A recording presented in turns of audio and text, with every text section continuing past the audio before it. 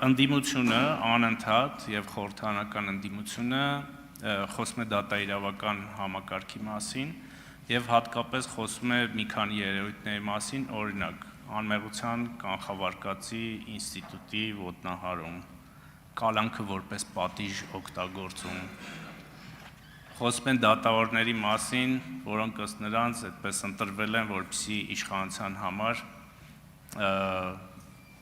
որոշումներ կայացնեն։ Ակնհայտ է, որ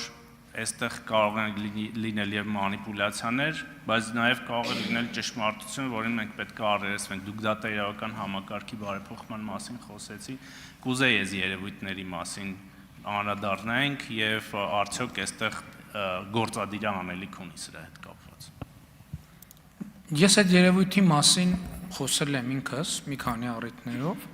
որովհետեւ երբ որ 2018 թվականին կառավարության քաղաքական դիրքորոշումը եղել է հետևյալը, որ գործադիրը գործ չունի դատական իշխանության հետ եւ դատական իշխանության նկատմամբ ազդեցություններ գործադրելու հետ եւ մենք հրաժարվել ենք այդ գործելակերպից, իրականության մեջ ինչ է տեղի ունեցել։ Եղել են շրջանակներ, որոնց ես անվանում եմ մաֆիոզ շրջանակներ, որոնք ասել են, «Էս ինչ լավ է»։ Գործադիրը հրաժարվում է դրանից, եկեք գնանք մենք այդ նիշան զբաղեցրենք եւ զբաղեցրել են։ Ես ասում եմ 2026 թվականի խորհրդարանական ընտրությունների նախընտրական քարոզարշավում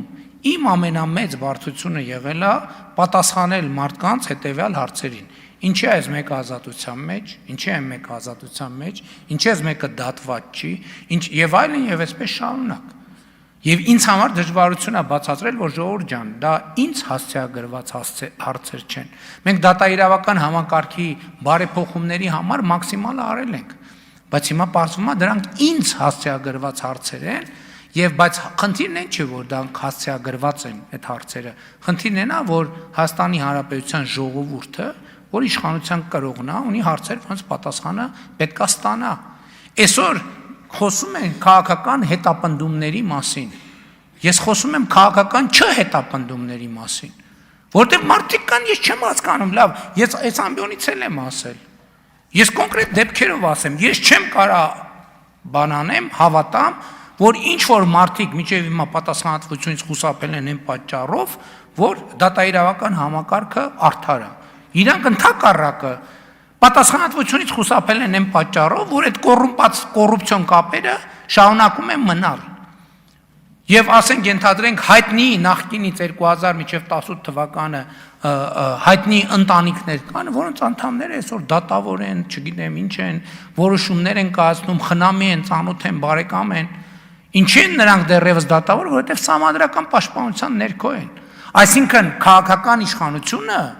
օրինական ճանապարհ նրանց այնտեղից հեռացնելու չունի։ Եվ սրա համար է նաև, որ ես ասում եմ, սահմանադրության, նոր սահմանադրության ընդունմամբ պետքա բոլոր դատավորները ստանան դատավորի